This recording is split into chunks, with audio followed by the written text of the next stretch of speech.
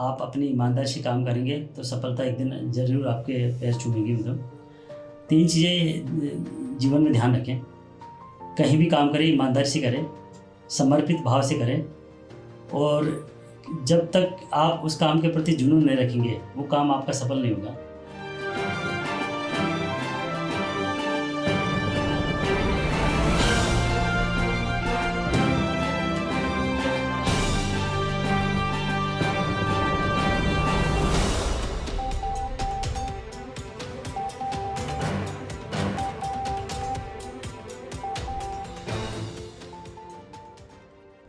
नमस्कार दोस्तों, दिल की बात आपसे सब तक नया एपिसोड, नई शख्सियत और फिर से नई जानकारी।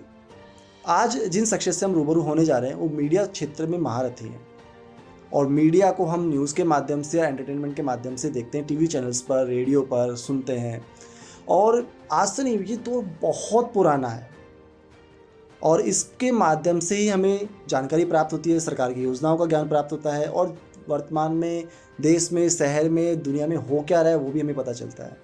मैं सबसे पहले स्वागत करना चाहूँगा नवल शर्मा जी का, जो कि राज मीडिया टाइम्स के संपादक हैं। सर, स्वागत है आपका हमारे इस कार्यक्रम में। बहुत बहुत धन्यवाद बंटी जी। सर, मीडिया के बारे में आपसे तो बेहतर कौन जान सकता है। मीडिया एक ऐसा प्लेटफॉर्म है, जहाँ तक हम समझ पाए हैं, कि इसके माध्यम से हम देश और दुनिया से बहुत ईजिली कनेक्ट हो जाते हैं।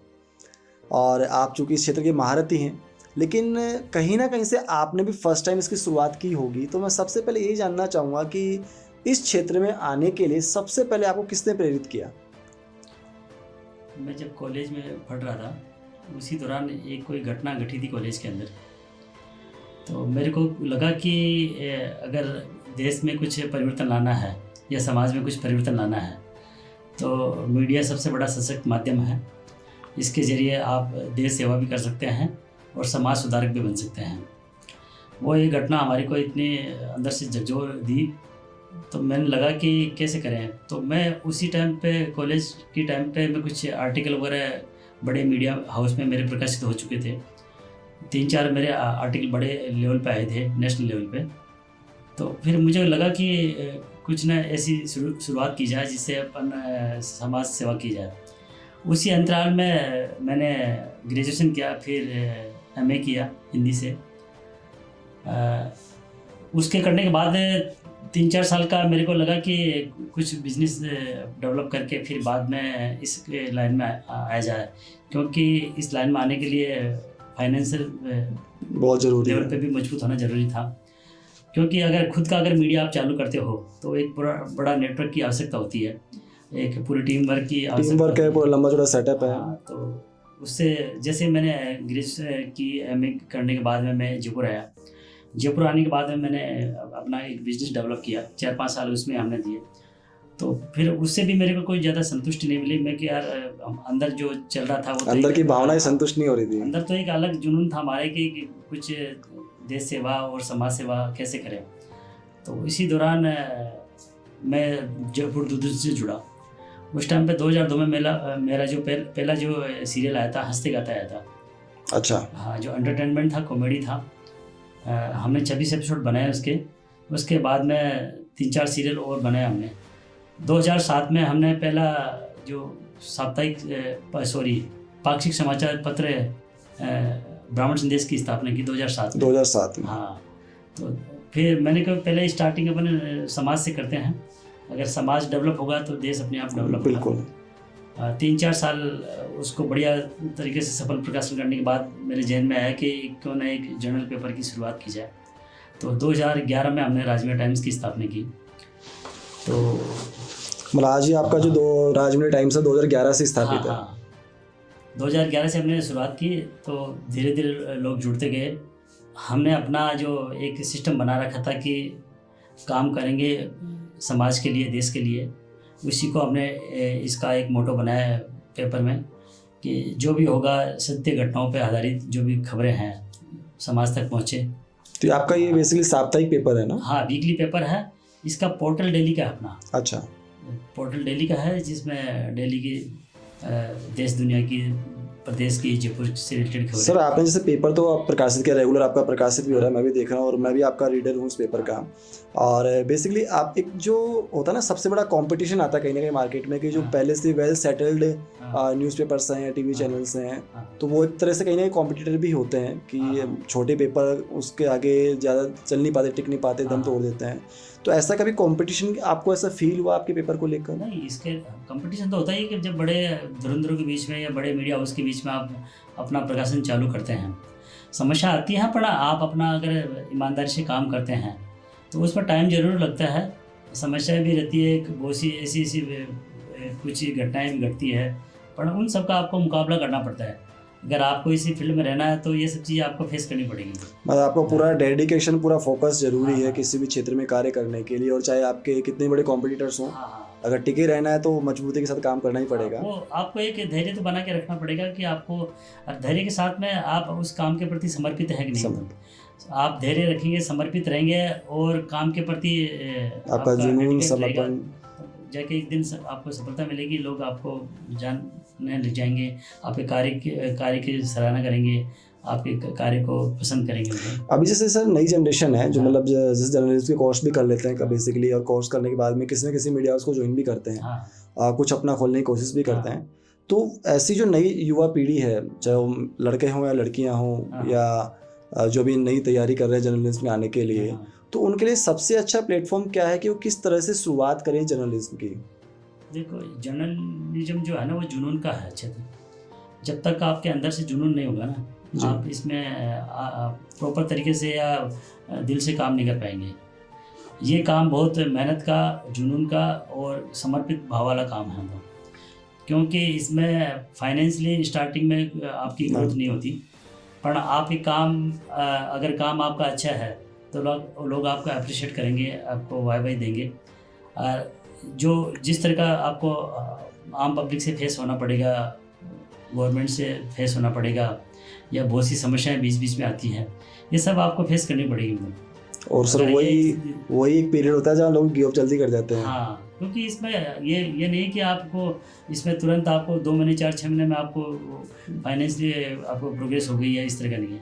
आपको 2-3 साल तक आपको इसके प्रति समर्पित रहना पड़ता है। बहुत मेहनत का काम है, इसमें 24 घंटे आपको एक्टिव रहना पड़ता है।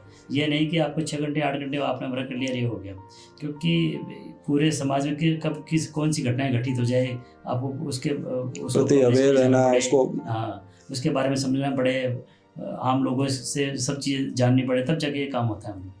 यहाँ सर एक बात और है, जैसे बेसिकली अभी वर्तमान में जैसे राजनीतिक की हम बात करें, सामाजिक मुद्दों की हम बात करें, तो जाहिर सी बात है वो ज्ञान आम पब्लिक को मीडिया के माध्यम से मिलता है, चाहे वो समाचार पत्र हो या टीवी चैनल हो या रेडियो हो। तो वो वहाँ जो बैक में काम कर रहा है, रिपोर्टर है या एंकर है या कैमरामैन है, तो उनकी ड्यूटी बहुत हैवी होती है डेफिनेटली। तो वो जो शिद्दत से काम कर रहे हैं, उसके बावजूद भी हम देखते हैं कि कई बार उनको उनके कार्य का फल नहीं मिलता है, या उनको ये कार्य को इतनी ईमानदारी से करने के बाद भी तवज्जो नहीं दी जाती है। तो वो जो रिपोर्टर है या जो उसके पीछे जो कैमरामैन है या जो एंकर है, वो फील करते हैं कि यार हम इस पे रहें या इसको छोड़ दें या कहीं और दूसरा ज्वाइन कर लें। तो उस जो उनकी जो मानसिक स्थिति उस दौरान घटित हो रही है उनके मन में, तो ऐसे व्यक्तियों को आप क्या कहना चाहेंगे बेसिकली? देखो, इसमें 2 चीज़ें इंपॉर्टेंट होती है। एक तो आप कौन से संस्थान से आपने ज्वाइन किया है, किस तरह का संस्थान है, उसका क्या मोटो है उस संस्थान का, साथ में आपका क्या मोटो है। अगर आप ईमानदारी से 3 साल 5 साल लगातार किसी संस्थान में काम करते हैं, संस्थान भी समाज के प्रति, देश के प्रति अगर समर्पित है और सच्ची लगन से काम हो रहा है, तो एक दिन डेफिनेट आपको उसका रिजल्ट मिलता है और आपको उसका प्रतिफल भी मिलता है। आपकी जो कवरेज है पब्लिक के बीच में जाती है, समाज के बीच में जाती है, तो ये अपने आप में एक बड़ा काम करती है। मेन जो इम्पोर्टेंट चीज़ होती है कि आप संस्थान किस तरह का संस्थान है, उसका पैसा कमाने का ध्येय है या कोई ब्लैकमेलिंग का काम करने का ध्येय है, ये सब चीज़ें उसके ऊपर डिपेंड करती है। सर ब्लैकमेलिंग आपने यहाँ यूज़ किया, वैसे ये चीज़ देखते हैं कि हम लोग काफ़ी ऐसे पत्रकार भी अभी आ गए हैं नए या कहूँ कि वो सिर्फ ब्लैकमेलिंग ही करने में लगे हुए हैं, पत्रकारिता के दम पर, या समाज में जो अच्छा कार्य कर रहे व्यक्ति उनको भी धमकाना, डराना, उनसे पैसा ऐंठना, ऐसे बहुत से कार्य हो रहे हैं। तो बेसिकली क्या ऐसे पत्रकारों को सस्टेन करना जरूरी है मार्केट में? क्या उनके खिलाफ कोई एक्शन किया जा सकता है? हाँ श्योर, इसके खिलाफ एक्शन आप ले सकते हैं। आप थाने में जाके इनके खिलाफ FIR कर सकते हैं। जिस संस्थान का उनका ID बना हुआ है उस संस्थान में आप इसके खिलाफ उनकी रिपोर्ट शिकायत दर्ज करवा सकते हैं। तो अगर आप 2-3 चीज़ों पे आप करेंगे तो ज़रूर वो अपने आप सरेंडर हो जाएंगे। कई बार ये लोग ये सोचते हैं क्या पता मीडिया से हैं, क्या पता क्या करेंगे। हाँ, वो डर जाते हैं कहीं ना कहीं। हाँ, अगर आप डरेंगे तब तो दिक्कत है। मतलब अगर आप सही खुद आप जिनाइन हैं तो आप डरने की ज़रूरत नहीं है। मतलब आप इसकी शिकायत थाने में कर सकते हैं या आप कोर्ट के माध्यम से आप अपना वकील करके फिर बाद में कर सकते हैं अगर जिनाइन है। और जिनाइन नहीं है तो बात अलग है। ये बात सही कह रहे हैं सर आप। मतलब आपका कहीं ना कहीं आप पहले खुद सत्य पे आधारित हो तो आप आगे मेरे एक्शन खुद को देखना पड़ता है कि मैं ये जो मेरे खिलाफ कुछ कार्रवाई कर रहा है ये वाकई कार्रवाई सही है गलत है। अगर आपको उसकी सत्यता जाननी है तो उसका ID चेक करें, कौन से संस्थान का है उसके बारे में आप जानें, उसके बाद में रिपोर्ट कर सकते हैं। कोई दिक्कत नहीं। मतलब कहीं ना कहीं आप सुरक्षित भी रह सकते हैं। ऐसा नहीं कि आप कोई फर्जी पत्रकार है तो आपको धमका रहा है तो आप 1% ही नहीं। मतलब कानून आपके साथ है कहीं ना कहीं इसके अंदर। गलत किसी भी क्षेत्र में हो आप उसका विरोध करें। अगर आप विरोध करेंगे तो ज़रूर वो सामने वाला भी आपसे डरेगा। मतलब और एक सर जैसे आपका जो न्यूज़पेपर है राज मीडिया टाइम्स, और जैसे ब्राह्मण संदेश भी आप रन कर रहे हैं और राज मीडिया TV के नाम से आपने चैनल भी रन किया हुआ है और मोस्टली इवेंट सेक्टर की या राजनीतिक क्षेत्र की आप कवरेज भी करते हैं। तो अभी जिसको नया ऐसा कोई मुद्दा है जिस पे आप मतलब बातचीत करना चाहें कि सामाजिक या राजनीतिक क्षेत्र पे, ताकि हमारी जो नई जनरेशन है उसको एक अच्छा मोटिवेट मैसेज मिले। हाँ, देखो पिछले 10-12 सालों में तेज़ी से क्रांति आई है डिजिटल में जी। डिजिटल की वजह से बहुत सी चीज़ों में चेंजिंग आई है।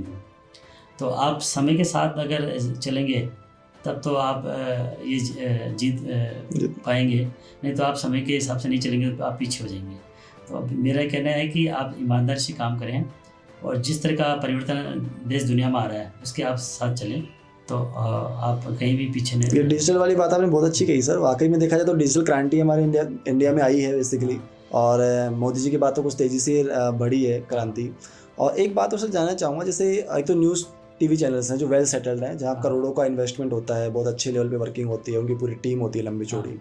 अभी जिस नई कुछ युवा पत्रकार भी हैं जो सोशल मीडिया के माध्यम से, फेसबुक हो, इंस्टाग्राम हो या यूट्यूब हो, वहाँ पर अपना एक चैनल डेवलप करते हैं न्यूज़ के लिए ही, जहाँ पे अच्छी नई नई जानकारियाँ भी वो प्रोवाइड कराते हैं जो समाज देश के हित में होती हैं। तो क्या उनको भी उतनी ही मान्यता प्राप्त है या उतना ही वो सस्टेन कर पाते हैं जितना ऑलरेडी वेल सेटल्ड चैनल कर रहे हैं? वो एक्चुअल क्या कि वेल जो शटल चैनल है उनकी एक गुडविल बनी हुई है जी।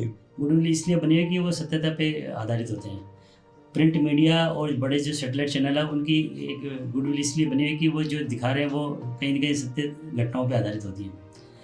कंटेंट जो यूट्यूबर हैं और हैं या आपने कहाँ से सामग्री ली ये उस पर डिपेंड करता है जी। आपने सामग्री की आपने ऑथेंटिक उसमें आपने उसकी जांच की नहीं, आपने व्हाट्सएप पे कोई मैसेज आया या आपने खबर आई उसकी सत्यता जाने भी नहीं आपने अपने चैनल पे लगा दिया या और कुछ कर दिया, तो ये सब चीज़ें सोचने वाली और देखने वाली चीज़ें होती है। बिल्कुल बिल्कुल। हाँ भाई, चैनल तो हज़ारों लाखों हैं इस तरह के, सत्य जो मतलब कहीं ना कहीं जो सत्य को दिखाए या उसे जांच पड़ताल करने के बाद ही उसको अपलोड करे या उसकी गारंटी ले बेसिकली कहीं ना कहीं, जैसे बड़े चैनल्स की गारंटी लेते हैं कि भैया 2-3 साल 5 साल में लोग उससे जुड़ जाते हैं। जी। आप क्या कंटेंट दिखा रहे हो, समाज हित में दिखा रहे हो या समाज को आईना दिखा रहे हो, ये सब चीज़ आपके ऊपर डिपेंड करता है कि आप क्या दिखा रहे हो, क्योंकि पब्लिक के पास सब चीज़ें रहती है। अगर आपने कुछ चीज़ें गलत दिखाई तो फिर आपका आपकी जिम्मेदारी बनती है, बिकॉज मेरी प्राथमिकता होती है कि अगर आप न्यूज़ से रिलेटेड कोई कंटेंट दिखा रहे हो तो उसकी सत्यता आप जानें, सत्यता जाने के बाद में आप उसको प्रकाशित करें या टेलीकास्ट करें। एक बात और सर, आपने जैसे स्टार्टिंग आपने एक नाटक के माध्यम से करी थी, टीवी चैनल प्रोग्राम के माध्यम से ही करी थी आपने, और अभी जैसे हम देखते हैं कि डांस, एक्टिंग, मॉडलिंग, सिंगिंग, मतलब एंटरटेनमेंट जिस जगत जो है उसमें नई जनरेशन आना भी चाहती है और कार्य भी कर रही है, बहुत अच्छा कार्य भी कर रही है। और जैसे आपकी शुरुआत भी इसी क्षेत्र से हुई थी, इस आज राज मीडिया टाइम्स तक पहुँचने का जो आपका सफ़र रहा, तो ऐसी नई प्रतिभा अगर वो आगे आना चाहे तो क्या राज मीडिया टाइम्स के माध्यम से वो अपने आप को आगे बढ़ा सकती है? हाँ, क्यों नहीं, श्योर बढ़ा सकते हैं। अगर आपको जर्नलिज्म में आना है तो आप यहाँ ट्रेनिंग कर सकते हैं 3 महीने 6 महीने की ट्रेनिंग के बाद में हम एज उनको एम्प्लॉई यहाँ रखते हैं। आप अगर जर्नलिज्म करना चाहें तो ठीक है, जर्नलिज्म नहीं करना चाहिए, एंटरटेनमेंट करना चाहिए, एक्टिंग करना चाहिए, तो हमारी सर्किल में जो लोग हैं जी, जिनका एक प्रतिष्ठित प्लेटफॉर्म बना हुआ है, वहाँ हम उनको अप्रोच करते हैं अप्रोच आपको। करा सकते हैं। ये बहुत अच्छी बात है। कहीं ना कहीं अगर हमें लगता है कि हमें इस जगत में जाना है, एंटरटेनमेंट सेक्टर में काम करना है, मीडिया सेक्टर में काम करना है, तो राजमौली टाइम्स आपका वेलकम भी करता है और आपको स्वागत है आप सभी का आपके नए प्लेटफॉर्म्स पे आने के लिए, नई प्रतिभा को सबके सामने लाने के लिए। एक जाते जाते सर एक छोटा सा संदेश भी मैं चाहूँगा कि हमारे कार्यक्रम का उसूल है कि हमारे जो गेस्ट ऑफ ऑनर होते हैं प्रोग्राम में, वो हमारे परिवार के लिए, समाज के लिए और राष्ट्र के लिए एक बहुत ही प्यारा सा संदेश डेडिकेट करते हैं, जो कहीं ना कहीं उनके जीवन में बहुत अच्छे परिवर्तन लेकर आता है। तो मैं चाहूँगा कि ऐसा संदेश आप भी हमारे व्यूअर्स को शेयर करें। मैं व्यूअर्स को ये कहना चाहूँगा कि आप अपनी ईमानदारी से काम करेंगे तो सफलता एक दिन ज़रूर आपके पैर चूमेगी। मतलब 3 चीज़ें जीवन में ध्यान रखें, कहीं भी काम करें ईमानदारी से करें, समर्पित भाव से करें, और जब तक आप उस काम के प्रति जुनून नहीं रखेंगे वो काम आपका सफल नहीं होगा। तो इम्पोर्टेंट ये चीज़ है कि 3 चीज़ें आप जीवन में रखेंगे तो आप आगे बढ़ेंगे। मेरी आप सबको ये शुभकामनाएं हैं और इसी की बधाई है। बिल्कुल, हमें कहीं ना कहीं पूर्ण समर्पण के साथ ही काम करना पड़ेगा, जीवन में आगे बढ़ना है, बिकॉज जीवन में शॉर्टकट कुछ भी नहीं है। आपका समर्पण भाव, आपका डेडिकेशन और आपका रेगुलरिटी उस कार्य के प्रति, वही आपको आगे बढ़ाएगी, चाहे आप किसी भी फील्ड में काम करें। सर, आपने इतना कीमती समय दिया उसके लिए बहुत बहुत धन्यवाद। नहीं, आप पधारे बंटी जी, इसके लिए बहुत बहुत धन्यवाद। आप बड़ा अच्छा नई काम कर रहे हैं, इसके लिए बहुत बहुत धन्यवाद। फिर मिलेंगे नए एपिसोड में नई शख्सियत के साथ, नई जानकारी के साथ। दिल की बात आपसे, सब तक।